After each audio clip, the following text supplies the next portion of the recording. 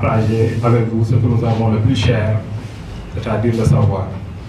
Je suis ravi, je suis très comblé parce que ce que vous avez eu à faire est un prolongement des enseignements-apprentissages. Parce que nous ne faisons que continuer ce que nous avons toujours fait dans les salles de classe. C'est l'occasion, en quelque sorte, pour nous, professeurs de philosophie, de consolider, de rappeler ce qui a été fait. Donc l'objectif, ce n'est pas de déconstruire, de balayer d'un revers de main ce qui a été fait en classe. Vous avez de grands professeurs et nous sommes tous collègues. Donc nous sommes là pour rappeler, consolider, vous accompagner pour aller vers la réussite. Je remercie mon collègue ici présent, que je considère comme un frère, ainsi que nos vaillants élèves, qui ne sont même plus nos élèves, qui sont devenus en quelque sorte des frères et des sœurs. Donc, nous allons profiter de cette occasion pour maximiser nos chances de réussite, pour rappeler ce qui est essentiel du programme, afin de permettre à chacun d'entre vous d'être muni d'une arme fatale pour pouvoir faire face à n'importe quel sujet. Ce n'est pas facile, ce n'est pas évident d'avoir une bonne note en philo. Nous qui vous corrigeons, nous savons que sur 300 copies, il n'y a que 10 élèves qui parviennent à avoir la moyenne. Les 290 font hors sujet.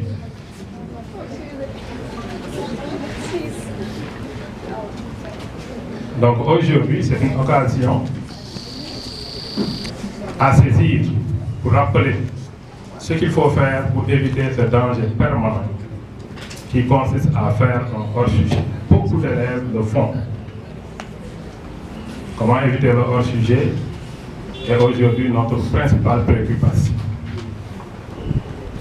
Pour l'éviter, nous allons essayer de rappeler la culture philosophique qui est essentielle. Nous rappellerons aussi la méthodologie de la dissertation et du commentaire qui est essentielle. Nous rappelons aussi l'expression. Le problème des élèves, ce n'est pas la philo, c'est le français. Quand un élève ignore que quand deux verbes se suivent, le second se met à l'infinitif, même un prof qui descend du ciel ne peut pas l'aider. Quand un élève ne parvient pas à distinguer A accent et A sans accent, vos étudiants, vos grands frères, vos grandes sœurs ont beau faire, mais ils ne pourront rien faire pour vous aider à accéder à la réussite. Il l'a dit tout à l'heure, vous avez ce qu'ils n'avaient pas. Vous avez des grands frères qui se soucient de vous, qui pourraient consacrer leur argent, leur temps, leur énergie à autre chose. Mais ils l'ont consacré à ce qui vous permet de réussir. Donc chapeau à ces étudiants, chapeau à tous les organisateurs. Nous n'avons pas assez de temps pour ne pas extrapoler, faire de la digression. Nous allons passer à l'essentiel. Mon camarade m'a déjà vraiment balisé le terrain. Il m'a enlevé les épines. Je pense que pieds nus, je peux m'avancer. Le programme est vaste, le programme de philosophie. C'est un programme qui est vaste. C'est un programme qu'on ne pourrait terminer en une année. C'est un programme qui est composé de 4 domaines. Et chaque domaine est titré à un titre. Et pour comprendre le domaine, il faut comprendre avant tout le titre. Comme mon collègue l'a si bien dit, le domaine 1 est intitulé Réflexion philosophique. une réflexion sur la philosophie elle-même, parce que vous savez que la philosophie est une discipline particulière qui n'est pas facile à cerner, qui demande un background, une maîtrise de la langue et une culture. C'est pourquoi le domaine 1 est réservé à la réflexion sur la philosophie elle-même, parce qu'il n'est pas facile de cerner l'essence, la quintessence, la nature de la philosophie. Il n'est pas facile aussi de cerner le problème de ses origines, le problème de la spécificité de la philosophie, les grandes interrogations philosophiques, anthropologie, axiologie et l'interrogation métaphysique, la problématique de la philosophie africaine et enfin le problème des enjeux, finalités et perspectives de la réflexion philosophique. Mon camarade l'a si bien scindé, et en faisant recours à Descartes, quand on a un problème général, il ne faut pas l'attaquer, il faut d'abord le scinder en autant de sous-problèmes, de parcelles, et on va procéder à la résolution de ces sous-parcelles pour enfin accéder à la résolution du problème général sans pour autant s'en rendre compte. Réflexion philosophique. La première leçon est intitulée Enjeux, finalité, excusez-moi, origine et spécificité de la réflexion philosophique. Mais avant d'aborder la question des origines, c'est pour nous une exigence minimale de passer par la définition de la philosophie, surtout quand celle-ci fait l'objet d'un enseignement. Il est important, avant de faire quoi que ce soit dans une discipline, de chercher à la définir. Qu'est-ce que la philosophie? Voilà ce qu'on appelle la problématique générale du domaine 1, parce que tout ce que nous aurons à faire aura pour objectif, pour but de répondre à cette question, qu'est-ce que la philosophie, qui est simple d'apparence. La question qu'est-ce que la philosophie, qui renvoie à la définition, n'est pas une question simple, n'est pas une question facile à résoudre. Le problème majeur auquel on est confronté lorsqu'on veut définir la philosophie réside dans le fait que la philosophie ne se donne pas à cerner aisément. Il n'est pas facile de comprendre ce qu'est la philosophie. Pourquoi? Le mot est un mot polysémique.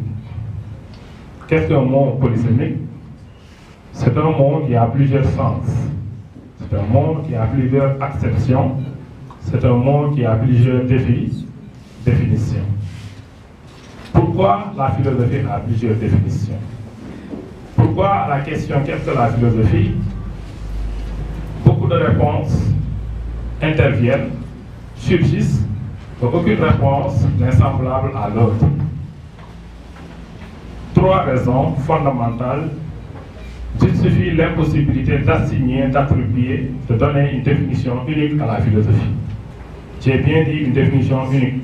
Je n'ai pas dit que la philosophie n'a pas une définition, mais elle n'a pas une définition exacte.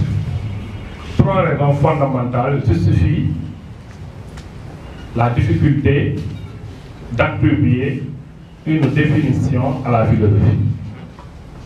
La première raison, c'est quoi? La philosophie est un domaine qui est vaste, qui est immense. C'est un domaine qui est étendu. Le philosophe s'intéresse à tout. Le domaine de la philosophie est inépuisable. Le philosophe est celui qui cherche la totalité du savoir, pour parler comme Aristote, ou bien le savoir de la totalité. De quoi s'occupe le philosophe? Le philosophe vous répondra par « je m'occupe du tout ». L'homme et tout ce qui est lié à la vie de l'homme. Ça, c'est un premier problème. Le deuxième problème, c'est que la philosophie est une discipline qui tend à l'objectivité.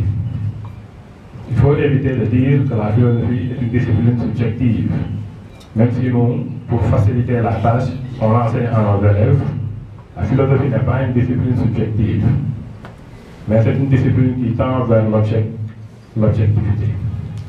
Et cette dose de subjectivité est à l'origine du manque de consensus.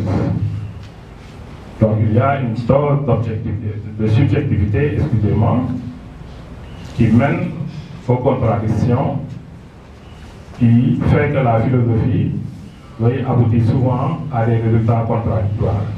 Parce que chaque philosophie découle d'une personnalité propre, d'une individualité, d'un auteur qui est différent d'un autre.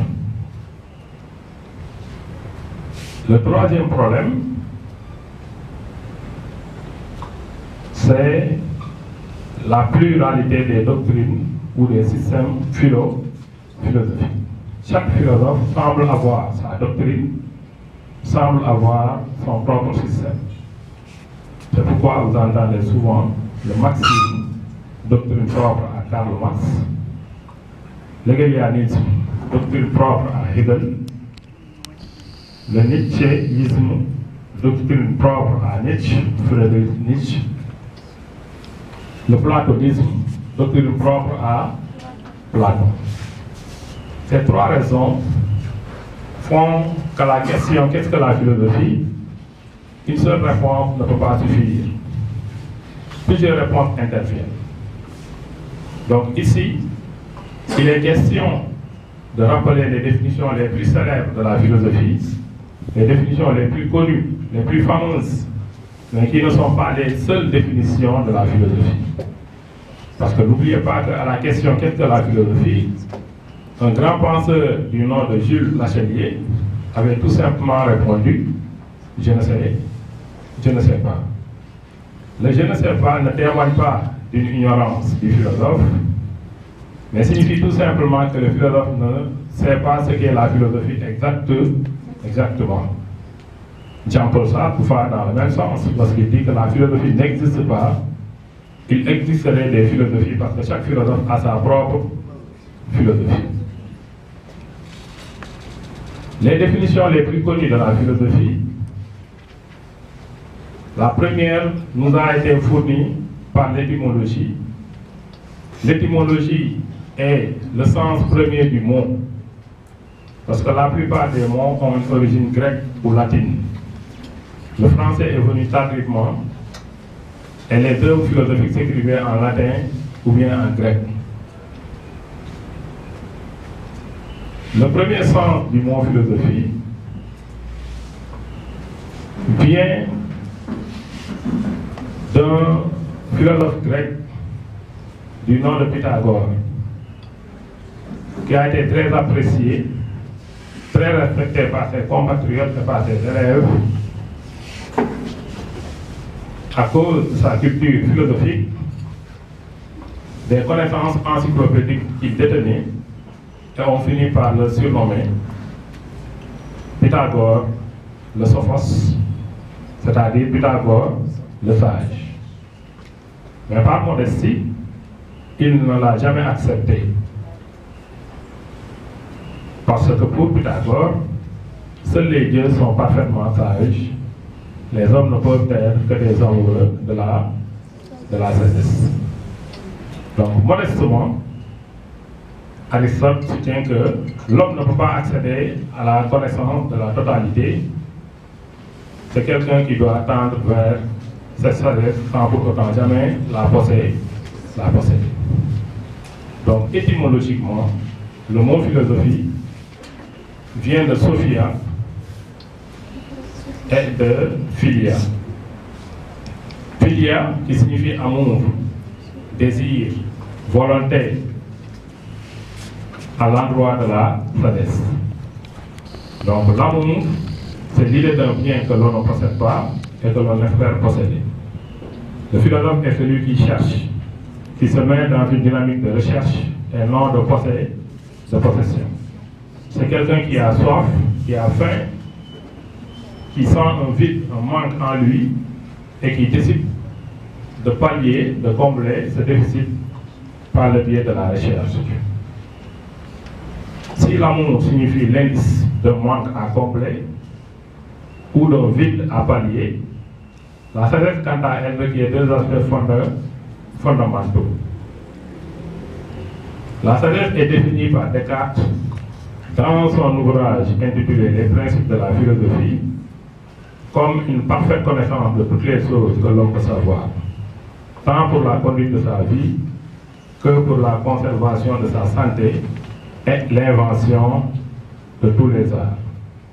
Cette définition montre deux aspects de la sagesse, à savoir aspect théorique et aspect pratique.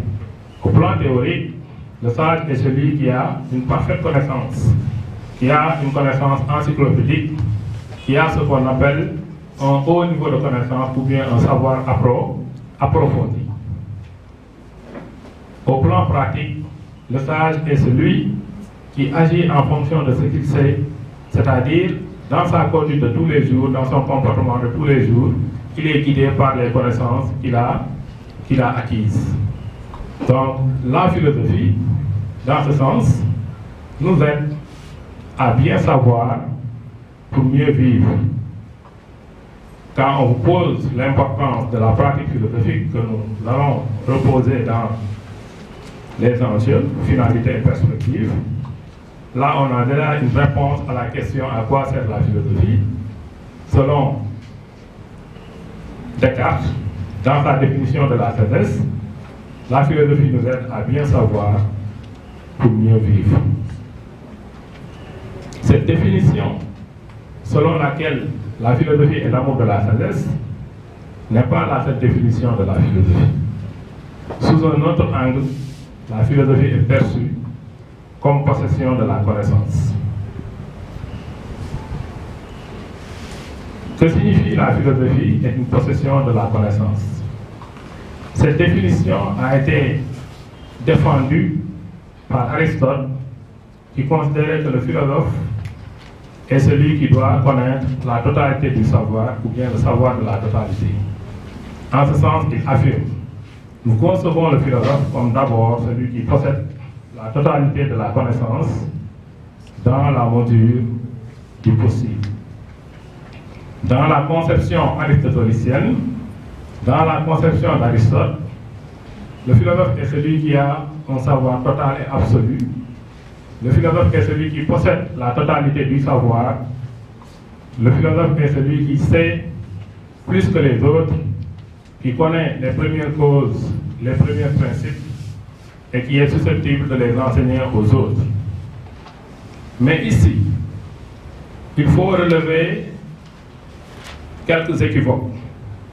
Posséder la totalité de la connaissance ne revient pas à tout savoir jusqu'au détail.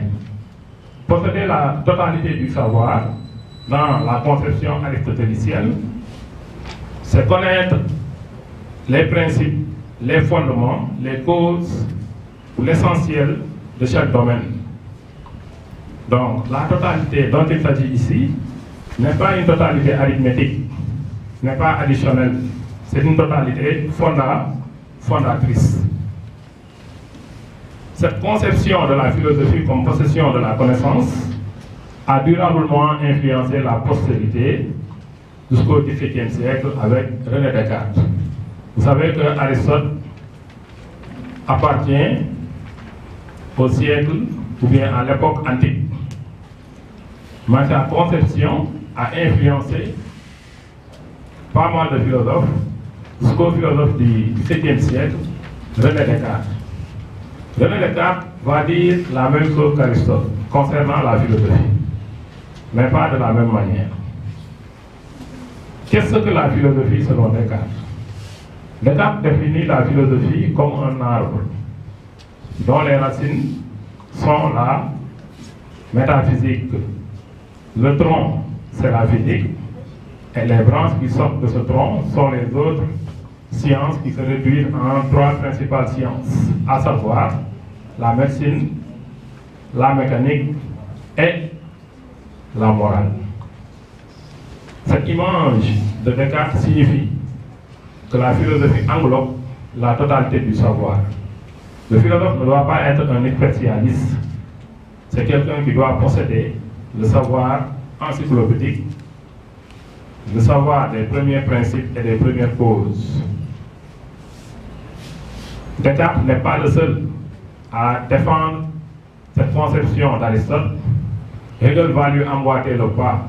Hegel va aborder dans le même sens que Descartes, en soutenant que la philosophie est un cercle, est un système. Qu'est-ce qu'un système? C'est un ensemble de connaissances qui réunit en son sein toutes les autres connaissances. Donc, selon Hegel, la philosophie est un savoir total et absolu. Selon Descartes, selon Aristote, comme Hegel, le philosophe est celui qui possède le savoir encyclopédique. Cette définition aussi ne fait pas l'unanimité, parce que c'est une définition qui a été tellement critiquée, parce que ça a conduit à considérer que la philosophie est un savoir clos qui procède par un savoir indéniable. Or, la réflexion philosophique remet en question un savoir clos résumé en formule indéniable. C'est pourquoi, en troisième position, parmi les définitions les plus connues de la philosophie, nous avons la philosophie comme une réflexion critique et un questionnement.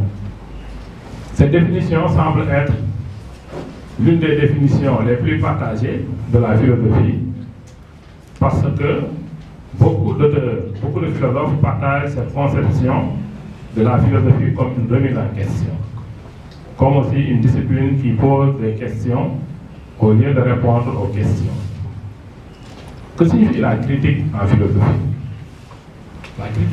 La critique du philosophe se distingue de la critique du sceptique. La critique, c'est un examen rationnel du fondement, de la légitimité ou bien de la valeur d'une connaissance. La critique est une arme dont dispose le philosophe pour éviter l'erreur afin d'accéder à la vérité. Critiquer en philosophie consiste à analyser, à prendre une certaine distance, évaluer, examiner la question posée sous tous ses angles avant de donner un jugement. C'est une précaution, c'est une mesure de prudence. Contrairement aux doutes sceptiques, à la critique des sceptiques, le scepticisme est un courant de pensée qui soutient que la connaissance est impossible. On doute pour douter, il est impossible d'accéder à la connaissance. Rien n'est vrai, tout est faux. Et cette discipline a été fondée par Pyrrhon d'Élis, un philosophe de l'Antiquité. Le philosophe est celui qui doute, qui remet en question, qui n'accepte rien comme allant de soi, qui renonce aux certitudes. Comme vous avez l'habitude de le voir dans certains sujets, philosopher, c'est renoncer à toute certitude. Philosopher, c'est douter de tout. Philosopher, c'est ne rien accepter comme allant de soi. Le philosophe, ou bien la philosophie, c'est mettre fin au règne des certitudes. Donc le philosophe est celui qui remet en question, qui n'accepte pas avant d'analyser, avant d'examiner, avant de procéder à une évaluation critique. Donc la critique est un moyen pour le philosophe. La critique est un moyen pour le philosophe d'éviter l'erreur et pour accéder à la connaissance. Quant au questionnement, le philosophe est celui qui pose une question. Le philosophe est celui qui s'interroge. Mais cette interrogation n'est pas destinée au monde extérieur. Cette interrogation est tournée vers le philosophe lui-même. Parce que le philosophe doit avoir d'abord une connaissance de soi. Comme le dit Socrate, connais-toi toi-même. Tu connaîtras les dieux et l'univers. La connaissance de soi n'est pas facile, n'est pas donnée à tout le monde. Donc la première connaissance d'un philosophe, c'est la connaissance de soi. Savoir ce qu'il sait et ce qu'il croit savoir. Savoir ce qu'il peut et ce qu'il ne peut pas. Savoir ce qu'il possède et ce qu'il ne possède pas pour le moment et qu'il doit chercher à posséder. Donc cette introspection, ce retour objectif sur soi est une exigence pour le philosophe. Parce qu'avant de connaître le monde extérieur, il faut d'abord se connaître.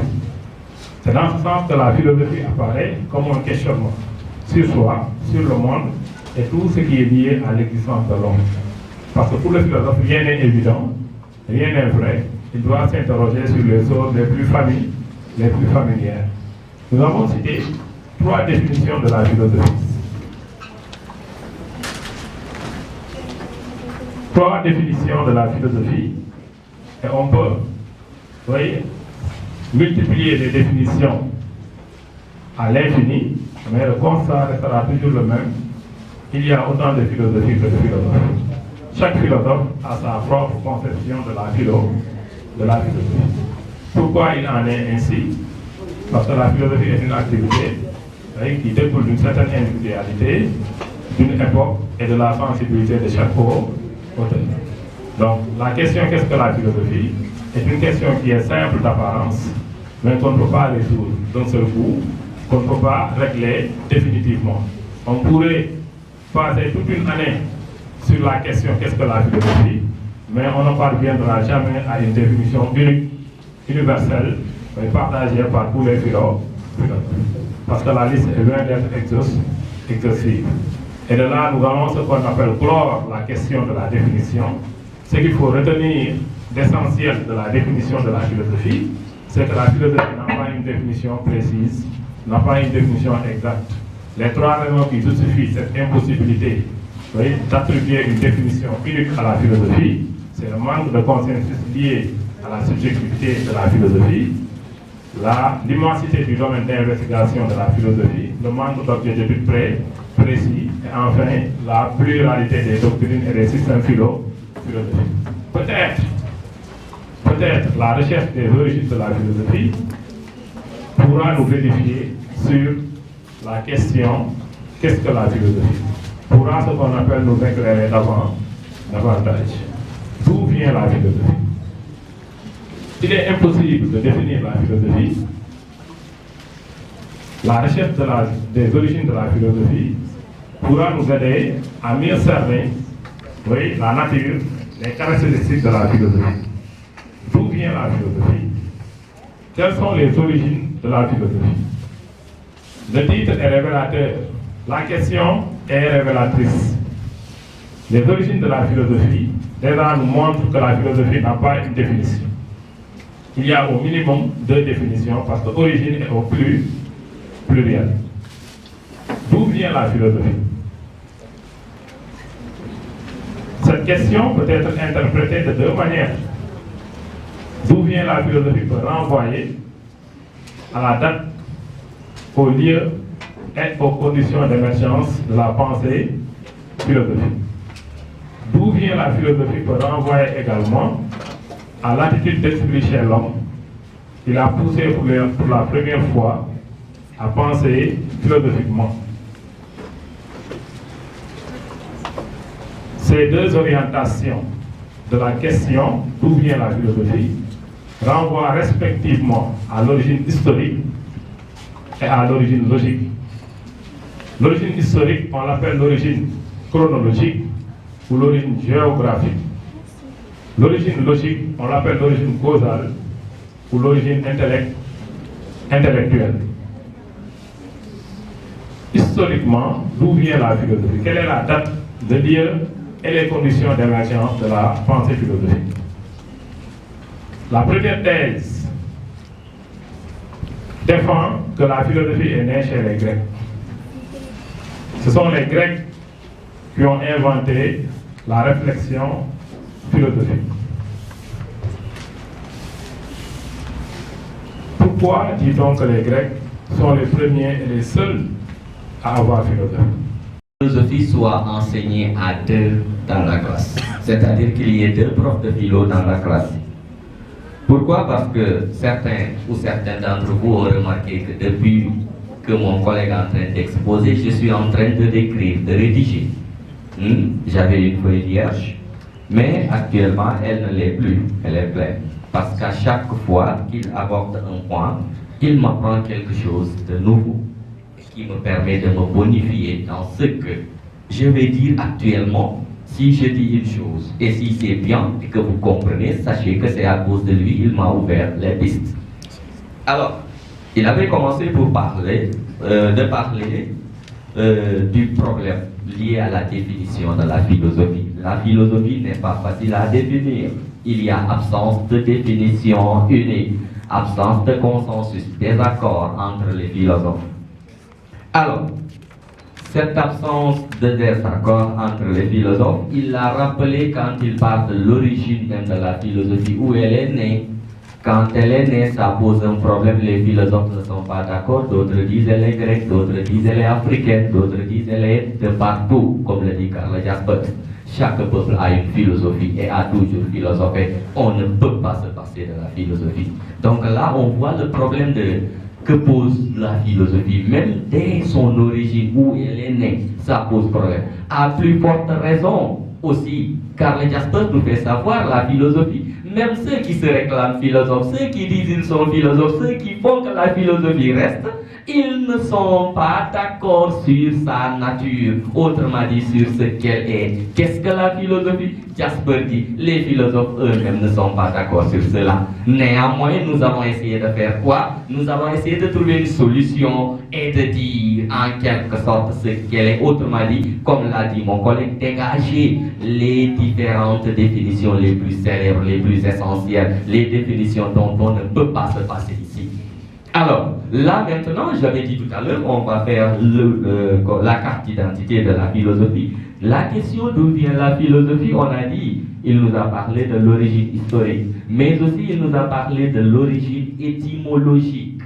De l'origine étymologique, il nous a fait savoir que la philosophie vient de la langue grecque, de deux vocables, sophia et philia, c'est-à-dire philéan, sophia. Donc traduit littéralement, ça veut dire amour de la sagesse. Mais c'est là où commence le problème de la définition.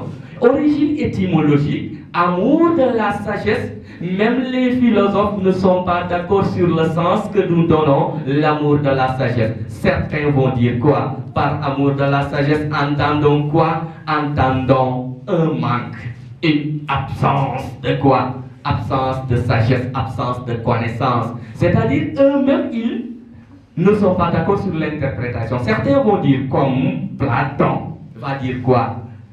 Par amour, entendons le manque. Le manque de quoi? Le manque de ce que l'on n'a pas. Qu'est-ce qu'on n'a pas en tant que philosophe? Si on dit amour de la sagesse, on n'a pas la sagesse, on n'a pas la connaissance. Donc pour eux, la philosophie se définit comme comment? D'abord, elle est avant tout une reconnaissance de notre ignorance accompagnée d'un désir de savoir. Nous reconnaissons, autant pour moi, nous avouons que nous ne savons pas, mais en tout cas aussi nous reconnaissons que nous désirons savoir. C'est pour cela, par amour de la sagesse, on le sait tous, on dit amour de la sagesse renvoie à quoi? À recherche du savoir, recherche de la sagesse. Mais interprétons cela, recherche, c'est synonyme peut-être quoi? Être en quête, l'attention de quoi? De la sagesse. Donc nous avons une première définition. Donc par amour de la sagesse, certains qui vont interpréter amour comme étant quoi? Comme étant manque, comme étant absence. Ils considèrent le philosophe c'est qui? C'est celui qui commence par reconnaître qu'il ne sait. C'est pas comme l'avait dit Socrate. Tout ce que je sais, c'est que je ne sais pas. Je ne possède pas le savoir. Toute ma connaissance se résume à ma conscience de mon ignorance. Donc la philosophie est avant tout aveu d'ignorance. Et celui qui avoue, qui veut savoir, il recherche le savoir. C'est pour cela qu'on dit qu'elle est recherche, qu'elle est tension vers le savoir, qu'elle est quête du savoir. Donc le philosophe c'est qui? C'est celui qui sait qu'il ne sait pas et qui va vers le savoir. Donc la première définition, celle-là, est illustré par celui que l'on appelle Karl Jaspers. Quand il dit philosopher, c'est quoi? Philosopher, c'est être en route vers le savoir, c'est rechercher le savoir. Ah, ça pose problème. Alors, ça, si je continue, vous pourrez entendre. Alors, dans ce cas, philosophie comme amour du savoir, Karl Jaspers définit cela comme étant un cheminement. Un cheminement vers quoi? Un cheminement vers la connaissance. C'est dans ce sens qu'il disait philosopher, c'est quoi? Philosopher, c'est être en route. Nous marchons vers le savoir. Alors, quelle est la remarque que nous pouvons faire de cela? La remarque possible que nous pouvons faire de cette définition philosophie comme cheminement, comme tension, comme recherche du savoir, nous pouvons remarquer ici que la philosophie n'est pas une possession du savoir parce qu'elle est d'abord aveu d'ignorance. Dans ce cas, si la philosophie n'est pas une possession du savoir, elle n'est pas aussi une connaissance. Alors si elle n'est pas une connaissance, qu'est-ce que cela veut dire? Cela veut dire que le philosophe ne peut pas posséder le savoir, il est ignorant. Et cela est illustré par un penseur du nom de Vladimir Grigoriev quand il dit le philosophe ne sait pas, il ne possède pas le savoir. Mais qui ne possède pas le savoir, est-ce qu'il pourra le transmettre? Il ne peut pas l'enseigner. C'est pour cela que Vladimir dit aussi le philosophe n'enseigne pas aussi. Pourquoi? Parce que la philosophie n'est pas une connaissance. Elle est quoi? Elle est aveu d'ignorance. Donc on ne peut pas l'enseigner. Donc là, c'est une position que nous pouvons avoir de la définition de la philosophie. D'abord, elle est aveu d'ignorance. Elle est aveu accompagné de désir qui traduit une recherche, une tension. Mais quand on cherche une chose, cela veut dire on ne la possède pas. Et que cherche le philosophe? Il cherche le savoir. Dans ce cas, le philosophe ne possède pas le savoir, il est ignorant. Quand il est ignorant, il ne peut pas enseigner ce qu'il ne sait pas, ce qu'il ne possède pas. Donc la philosophie, on ne peut pas l'enseigner. Et cette position, c'est celle de qui? C'est celle de celui que l'on appelle Emmanuel Kant, qui disait on ne peut pas enseigner la philosophie, mais on enseigne à philosopher, c'est-à-dire à être humble, à reconnaître son manque de savoir et à désirer savoir. Donc là, la première interprétation que nous avons, certains penseurs disent par amour du savoir, entendons l'absence de connaissance qui se traduit par recherche. D'autres vont dire comme Aristote, donc, excusez-moi, d'autres vont dire comme Aristote, cet amour du savoir, nous ne l'entendons pas comme aveu d'ignorance, mais c'est la possession de la totalité du savoir. Dans ce cas, Aristote va dire quoi? Que la philosophie n'est pas absence de connaissance, mais c'est quoi? Mais c'est la possession du savoir. Dans ce cas, alors, si elle est possession du savoir, la philosophie est une connaissance, la philosophie est une science. Et regardez ce qui se passe. Déjà, il y a eu opposition entre qui? Sur la notion, sur l'expression amour du savoir, les philosophes maintenant ne sont même pas encore d'accord. D'autres disent amour du savoir traduit recherche. Alors Aristote nous dit, c'est d'abord la conséquence de recherche de la totalité, et la sagesse se traduit comme la connaissance de toutes les choses dans tous les domaines. Donc la philosophie n'est pas aveu, mais c'est possession du savoir. Donc dans ce cas, le philosophe, il n'est pas ignorant. Il est quoi? Il est un sage, il est quelqu'un qui détient le savoir. Et s'il détient le savoir, il peut faire quoi? Il peut le transmettre. Dans ce cas, il peut l'enseigner. Et c'est dans ce sens que s'inscrit Descartes, comme l'a dit M. Sissoko. Il définit la philosophie comme quoi? Comme la science universelle. À la mort, on voit la mort faire ce que l'on ne veut pas, mais on n'y peut rien. Face à la maladie, face à l'injustice, face à l'accident, etc. C'est-à-dire, ce sont des situations face à auxquelles on reconnaît notre incapacité d'agir. Maintenant, qu'est-ce qu'on fait? Face à la mort, qu'est-ce qu'on fait? Pourquoi moi? Pourquoi tu aurais pu rester? Pourquoi ça t'a choisi? Pourquoi ça m'arrive? Alors, qu'est-ce qu'on fait? On pose des questions et on cherche des réponses. Là, celui qui le dit est en train de philosopher. Dans ce cas, on voit que ce soit l'étonnement, que ce soit le doute, que ce soit la situation limite, on est toujours appelé à faire quoi? À poser des questions, à remettre en cause, à interroger. Dans ce cas, selon maintenant son origine logique, qu'est-ce qu'on peut dire? On peut dire que la philosophie alors est questionnement. Il n'y a pas de philosophie là où il n'y a pas de question. Il n'y a pas de philosophie là où il n'y a pas d'interrogation, là où il n'y a pas de contradiction, là où il n'y a pas de remise en cause. Dans ce cas, la philosophie se caractérise comme quoi? Comme une chose qui est essentiellement critique parce qu'elle est questionnement. Et cela, on le retrouve chez Karl Jaspers encore. Vous direz que j'aime beaucoup Karl Jaspers parce qu'il me facilite la tâche. D'accord? Alors, Karl Jaspers dit, philosopher c'est être en route, on l'a vu tout à l'heure. Mais il précise, il ajoute quoi? Où les questions sont plus importantes que les réponses, car chaque réponse devient quoi? Une nouvelle question. Il nous montre quoi? Il nous montre ici aussi que la philosophie est questionnement. Si elle est questionnement, elle est remise en cause, elle est interrogation. Qui remet en cause, qui questionne, c'est celui qui ne comprend pas. Dans ce cas aussi, on peut dire qu'elle n'est pas une connaît. Est-ce que celui qui demande, mais qui est-ce?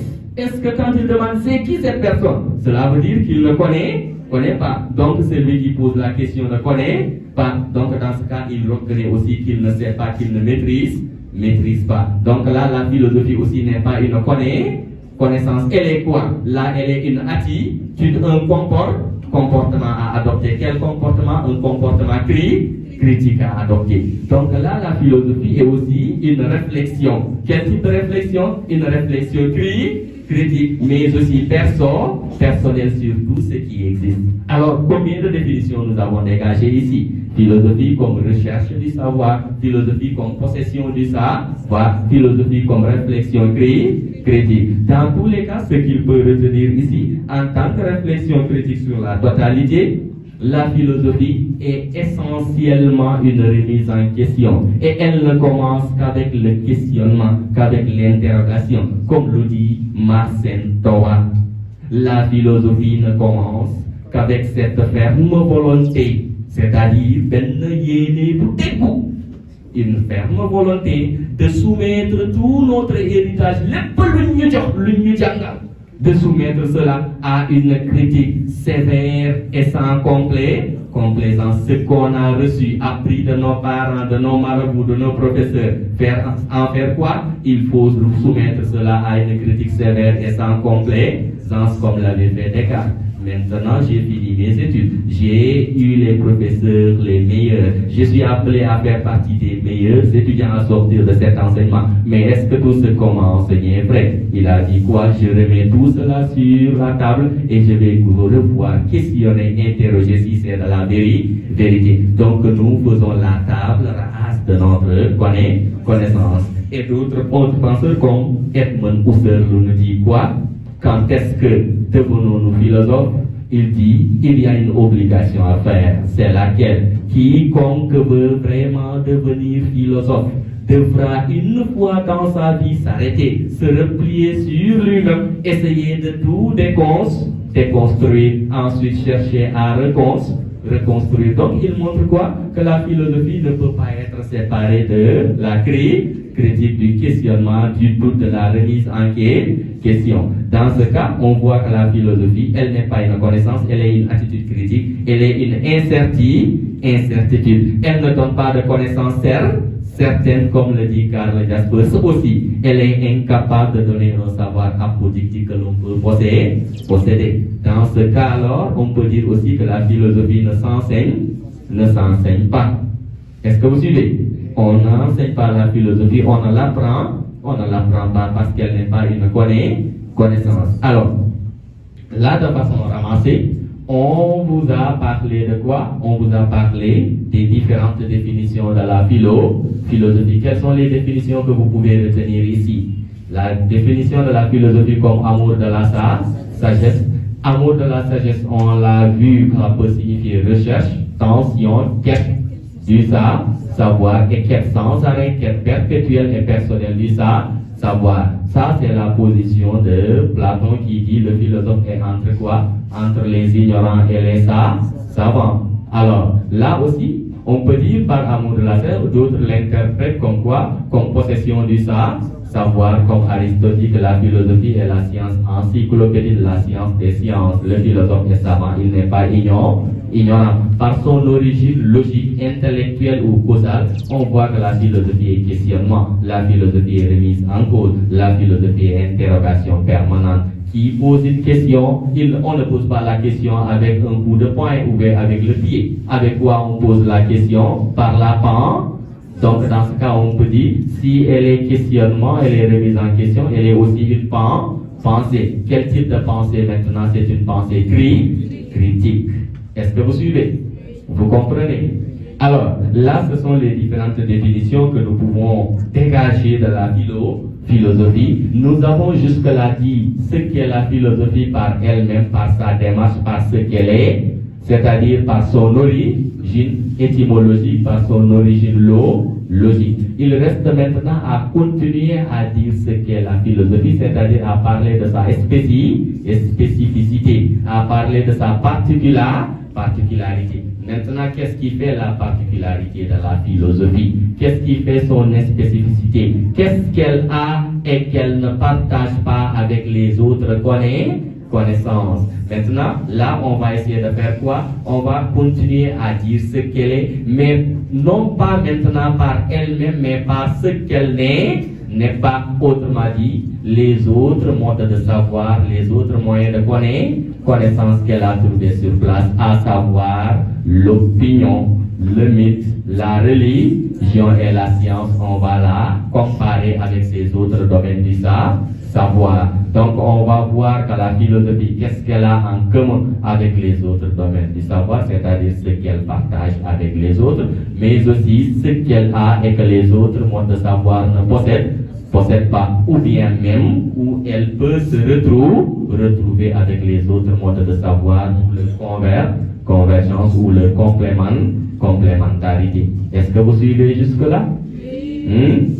Très bien. Alors, sur le point maintenant de convergence, c'est-à-dire ce que la philosophie et les autres modes de savoir ont en commun. La philosophie partage avec le mythe, partage avec l'opinion, partage avec la religion, partage avec la science. Le fait d'être quoi? Le fait d'être des modes de savoir. Philosophie, mythe, religion, opinion, science sont tous des modes de savoir. Qu'est-ce que cela veut dire? Des moyens par lesquels l'homme cherche à accéder au savoir. Elle cherche dans ce cas à faire quoi? Un moyen de savoir. Si nous accédons au savoir, nous cherchons à faire quoi? Nous cherchons à nous débarrasser de l'ignorance, c'est-à-dire à devenir un savant. Donc, la philosophie, le mythe, l'opinion, la religion et la science partagent le fait qu'ils soient tous quoi? Des moyens de connaissance, des moyens par lesquels l'homme accède au savoir. Est-ce que vous l'avez noté ça? Donc, dans ce cas, philosophie et les autres modes de savoir essayent donc d'aider l'homme à sortir de l'obscurité de l'ignorance, à accéder à la lumière rendue possible par la connaissance. Est-ce que vous suivez? Donc là, on va parler maintenant de ce que la philosophie et la science ne partagent pas. Philosophie et opinion ne partagent pas. Philosophie et religion et philosophie et mythe ne partagent pas. C'est-à-dire ce qui les différencie sur ce point. Je vais passer donc la parole à M. Sissoko. Il va nous parler donc de ces points de distinction entre philosophie et les autres modes de savoir.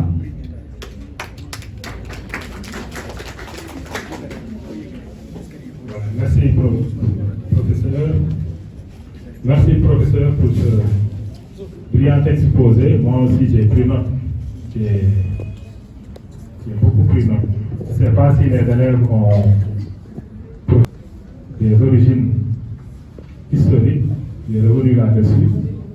Il est aussi revenu sur les origines, l'origine logique ou l'origine causale. Vous l'appelez aussi l'origine intellectuelle. Ce qui est important de saisir dans les origines, c'est qu'à chaque fois qu'on pose une problématique, deux thèses qui entrent en confrontation. En philosophie, une seule réponse ne fait pas l'unanimité. Du point de vue de la définition de la philosophie, on a plusieurs thèses contradictoires. Du point de vue des origines, il y a plusieurs thèses contradictoires. Cela veut dire qu'en philosophie, l'unanimité n'existe pas, une pensée unique n'existe pas. À chaque fois qu'on donne un point de vue, le point de vue est discutable. C'est une manière aussi de vous préparer pour la dissertation et le commentaire. Vous savez que jusqu'à présent, on n'a pas donné une définition de la philosophie. Quand on pose la question, qu'est-ce que la philosophie, on a tous les problèmes. Quand on pose la question, d'où vient la philosophie, qui renvoie aux origines, on se rend compte qu'une seule position ne fait pas l'unanimité, n'est pas acceptée par tous les philosophes. S'il est difficile de définir la philosophie, s'il est impossible de définir la philosophie, s'il est impossible de dire exactement là où la philosophie est née, son origine historique et son origine logique, nous allons chercher de définir la philosophie par son contraire, en la comparant avec ce qu'elle n'est pas. Autrement dit, dire ce que la philosophie est difficile, dire ce qu'elle n'est pas semble être beaucoup plus facile. La philosophie n'est pas le mythe, n'est pas la science, n'est pas la religion, n'est pas l'opinion. Mon collègue a tout à l'heure énuméré, après avoir posé la problématique de la spécificité de la philosophie, c'est-à-dire le rapport entre la philosophie et les autres formes de connaissance, il a eu à montrer que la philosophie a des points communs, des points de convergence, des similitudes ou des ressemblances avec ce qu'elle n'est pas. Une manière de dire que la philosophie se conforme avec ce qu'elle n'est pas. Quel rapport existe-t-il entre philosophie et mythe? Si nous savons qu'il y a des similitudes, il y a des ressemblances entre philosophie et mythe, il n'est pas faux de croire qu'il y a une distinction, qu'il y a une différence. Partons d'une définition des deux notions, mythe et philosophie. Nous savons que la philosophie est une réflexion critique, une remise en question des certitudes, une activité rationnelle démystification du réel, une remise en question. Qu'est-ce que le mythe? Le mythe est un récit fabuleux, d'origine populaire et non réfléchi, dans lequel des agents impersonnels, le plus souvent les forces de la nature, qui sont représentées sous forme d'êtres personnels et dont les actions ou les aventures ont un sens symbolique. Partant de cette définition du mythe extrait du vocabulaire technique et critique de la philosophie d'André Lalande, philosophie et mythe se distinguent, ou bien mythe se distingue de la philosophie. Parce que le mythe a un aspect populaire et irréfléchi, tandis que l'activité philosophique découle d'une personnalité propre, d'une individualité. Autrement dit, toute philosophie découle d'une personnalité propre. Or, le mythe appartient au groupe, à la communauté ou à la collectivité. Ensuite, mythe et philosophie, du point de vue de leur fondement, mythe se fonde sur l'imagination et le sentiment. Par contre, la philosophie se fonde